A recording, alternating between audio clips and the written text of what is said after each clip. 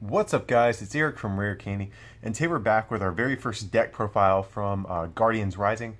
So if you guys haven't seen, we actually did post a testing rounds video showing off a couple new decks in action, and this Tapu Koko deck is going to be one of them. And as usual, if you guys aren't familiar with these testing rounds videos we do, they're usually kind of rough, unfinished starting points for us to start testing with. So there might be some things in here we can kind of improve on, but we're going to use this as a list just to start testing with. So yeah, Tapu Koko GX, he's going to be the star of the show for this one. He's going to be our main attacker, so we're playing 4 of this guy. 170 hit points, no weakness, which is great. 2 retreat costs, which is somewhat problematic, but we have plenty of ways to get around that. So let's look at this guy. His ability, not sure what's called, these are just Japanese proxies right now. But his ability, whenever you bench Tapu Koko from your hand, you can move as many lightnings as you want from your other Pokemon to Tapu Koko and then make it your active. So it's kind of like the old Dragonite from Fury's Fist, if you guys remember that one. But it's main attack, 2 lightning, and the colorless does 130 damage, which is actually great because you 2-shot pretty much everything. There's not going to be too many things you're going to have problems knocking out with this thing. So his regular attack is really strong, and then his GX move is as well. Same attack cost. It does 50 times the number of energy on your opponent's field. So, you know, especially in the mid to late game when your opponent has, 4 or 5 energies in play on multiple attackers, this can be a really good move to just kind of take a big knockout at some point. But even if we're not taking one-hit knockouts for this guy, we 2-shot everything, and we can kind of efficiently cycle through each of our Tapu Kokos. Anytime one of them gets damaged, we can bench another one, take all the energy off, and attack with that one instead. So just a very, very efficient attacker. But we are playing a couple of other Pokemon in the list as well. We're playing 1 Jolteon EX. That's going to be mainly for its flash rate ability, or attack, I'm sorry. So for a lightning and double colorless, does 70, and it prevents all damage done to it by basics on your opponent's next turn. So it's just a good attacker, especially if we have like a mirror match or something like that. We can just bench the Jolteon and, just kind of take the game away with this guy, hopefully. So there's certain matchups you can win just on their own with Jolteon. So I thought it'd be nice to have a decent little backup attacker if need be. And then the last attacker we're going to be playing is 1 Raikou. So I felt like it was important to have some sort of 1 prize attacker in here, because both Jolteon and Tapu Koko give up 2 prizes, so we want a way to force our opponent into a 7-prize game at some point, if possible. And Raikou just has a lot of synergy with some of the other cards in this deck as well.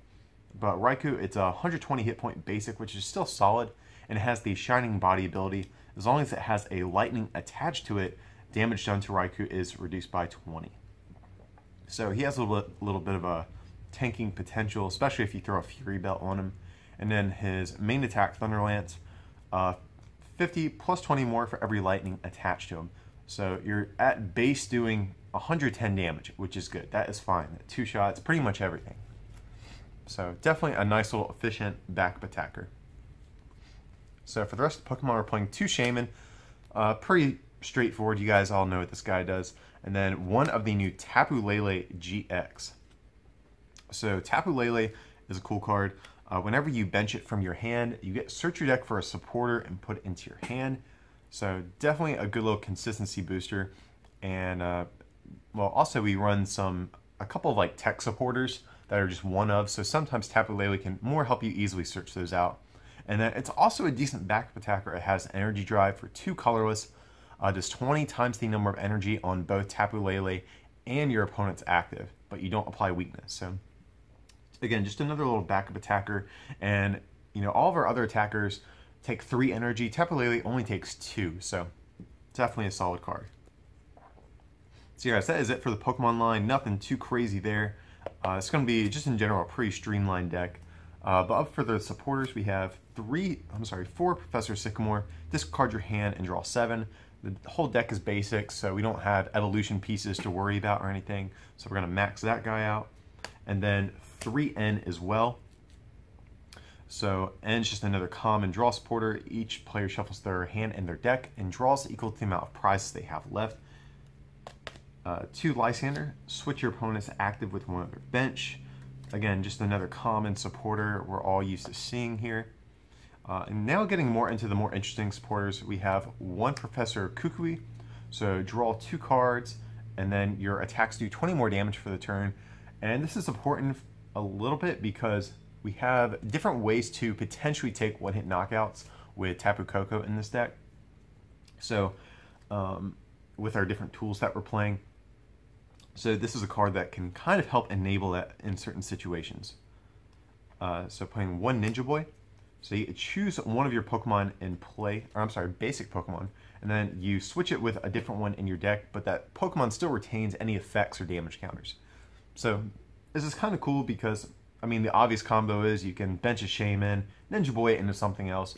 But I think more importantly in this deck, the reason I wanted to try this one out is because we have a Tapu Koko in play, and we've already benched it, used its ability. We can Ninja Boy it back into the deck and Ultra Ball it out to reuse that ability. So that's the main reason why Ninja Boy is in this list. And then we're just playing one Hex Maniac after that. So it shuts off abilities until the end of your opponent's next turn. This is a very item heavy deck right now, and at the time of filming, Decidueye Vileplume is one of the best decks in format. So Vileplume is something we are going to have to worry about, and you know, Hex Maniac's just a good card in so many other different matchups too. Okay, so next up we have 4 Versus Seeker, just to reuse all these different supporters we just talked about. See, 4 Trainer's Mail, just to help us dig through our deck a little bit quicker. Look at the top 4 cards of your deck, you get a trainer card and put it into your hand. Pretty straightforward card. 4 Ultra Ball, discard 2 from your hand and search your deck for any Pokemon. Again, just another common staple of most decks. 4 Max Elixir, look at the top 6 cards of your deck, get a basic energy you find there and attach it to one of your benched basic Pokemon.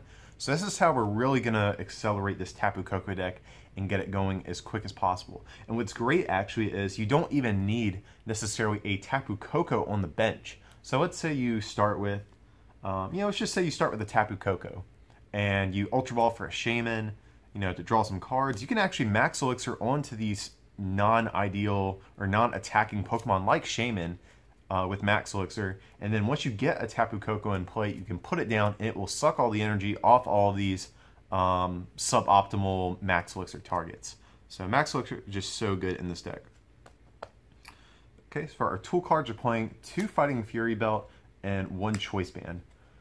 So Fighting Fury Belt it can only be attached to basic Pokemon. It gives them 40 more hit points and makes their attacks do 10 more damage. So that's going to buff our Tapu Kokos all the way up to 210. And also it makes our Raikous even tankier. So it effectively boosts Raikou's HP all the way up to 160 on a 1 prize attacker. That's really good. So yeah, and then we're also playing the 1 Choice Band too. It's a new tool card from Guardians Rising. Or well, at the time of filming, it has not been confirmed, but most people are assuming it will be in this set. So I'm choosing to include it. And I'm hoping it isn't Guardians Rising, so this deck profile is still relevant months from now. But anyway, so we're playing the 1 Choice Band. And this is actually, well, I guess I'll cover what the card does first. So it's another tool card. It does 30 more damage to GXs and EXs. So that'll boost our Tapu Koko's damage up to 160 for its normal attack. And like I was saying with Kukui, if we have a Choice Band and use Kukui, we can actually swing for 180, and that knocks out non-Fighting Fury Belted EXs and GXs, assuming they're basics, or most of them at least. So we're doing that, and then like I said, we have the 2 Fighting Fury Belt as well. And this is something you guys might want to play around with. When I was building this, I realized there's a couple different ways you can build it. You can build it in more of like a tanky Koko way, if you want to call it, where all of your supporters and tools are based around tanking. We play the new stadium in here that reduces damage as well. So you can maybe adjust your counts to, and maybe cut Kukui for like an Olympia or Center Lady as well. Or you can maybe cut Belt and go for aggro, Choice Bands, keep the Kukui, etc. So a couple different ways you can tech out this list. But anyways, kind of a random tangent I just got on. But next up we play 2 Max Potion, and I'm always been a fan of decks that can abuse Max Potion. It's just a really fun card to be able to use. So you heal all damage off one of your Pokemon, and if you do, you discard all energy attached to that Pokemon as well. And initially that seems kind of bad, like, hey, I gotta discard all my energy, I can't even attack with the guy I'm healing. But it's so good in this deck because let's say your opponent swings on a Tapu Koko, well, you can bench another Tapu Koko to take all its energy and heal the damaged one. So it's just such a powerful effect in this deck if you're going against a deck that has to two-shot you. So we're playing 2 Escape Rope. Each player switches their bench Pokemon, or switches their active with one of their bench.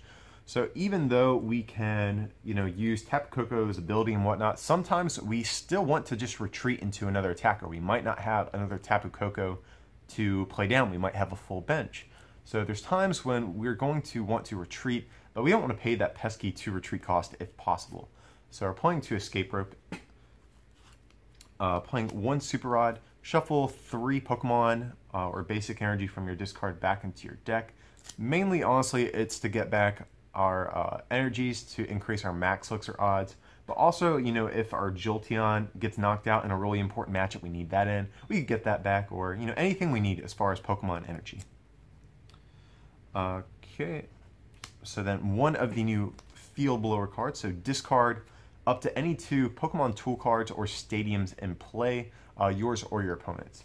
So this is good because, especially if we want to try to do that cute little one-hit knockout combo with Kukui and Choice Band, and our opponent has a Fury Belt, we can use that to discard their Fury Belt. Also good against Garbodor, since it shuts off our Tapu Koko's ability. Just a number of things it's good against. If our opponent has a stadium in play that we don't like, we can discard that as well. So just a great card that came out of Guardians Rising. And so for the last training card, we're playing 3 of the new Aether Paradise Conservation Area. I really hope they change the name for when it comes in English, because that is just a pain to say. But it's a new stadium card, and it reduces damage by 30 done to each of the grass and lightning Pokemon in play. And quick note, apologies, in our set review, we didn't read the whole card. We thought it was for any grass and lightning Pokemon, so appreciate you guys in the comments correcting us on that. But yeah, so it's just going to increase our tanking potential in this deck. It's going to effectively boost our Tapu Koko's HP up to 200, 240 if we have a belt. So the only thing that will probably be knocking us out in one hit will be like a Mega Rayquaza or something like that. But even still, we're lightning, so I argue we can still just beat them because of our type advantage anyways. Also good with Raikou. Like I said, if we get a belt on Raikou and this thing out, and the ability, that'll effectively boost your Raikou up to, I believe it's 190 hit points. Or actually no, because the belt makes it 160. So it effectively makes Raikou a 210 HP attacker, if I can do my math right. So just such a good card in this list. Jolteon has always been a pain too, because it's had kind of low HP for EX standards. Again, it's going to buff that a little bit more. So between this and Max Potion, we have a lot of ways we can keep our attackers online and keep attacking. But like I was saying too, you can adjust kind of some of these counts if you want to tank a little bit better. So like I said, you can maybe cut Kukui and Choice Band for maybe another belt and a Center Lady or something like that, or a 3rd Max Potion, or you can maybe cut some of these tanky cards and go a little bit more aggro. So there's a little bit of wiggle room here to play around with. And so to round out the list, we have 1, 2, 3, 4, 5, 6, 7, 8, 9, 10, 11 lightning energy. Seems like a good bit, but it's just to increase our odds of hitting them off Max Elixir, and all of our attackers take lightning energy, so that's what we are using. But yeah, guys, that is the list we are going to try out. I'm not going to lie, I usually, on principle, hate all basic decks. Like, I've always enjoyed slower, setup-based decks, but I also, at the same time, love decks that have cool abilities and can play Max Potion. So this is definitely a ton of fun to play. We kind of use Turbo Dark as a base to try to start working and building this deck off. So it might look a little bit similar to that in how it's built, in case any of you guys are wondering. But yeah, definitely a really fun deck. I expect Tapu Koko to be one of the better cards out of Guardians Rising. Like I said, if you haven't seen our set review, I'll put a link to that as well if you want to hear our, I guess, more in-depth thoughts on it. But yeah, guys, that's going to be the list we're going to try out. I appreciate you watching. As usual with these deck profiles, if there's anything you would change or anything you like or don't like, we'd love to hear your feedback in the comments. But yeah, stick around. We have plenty more Guardians Rising decks and coverage coming, so stay tuned. As usual, feel free to like and subscribe, and don't forget to check out our merch over at rarecandytcg.com. If you can pick up something to help support the channel, it'd mean a lot to us. But with that, I appreciate you watching, and we'll see you for the next one.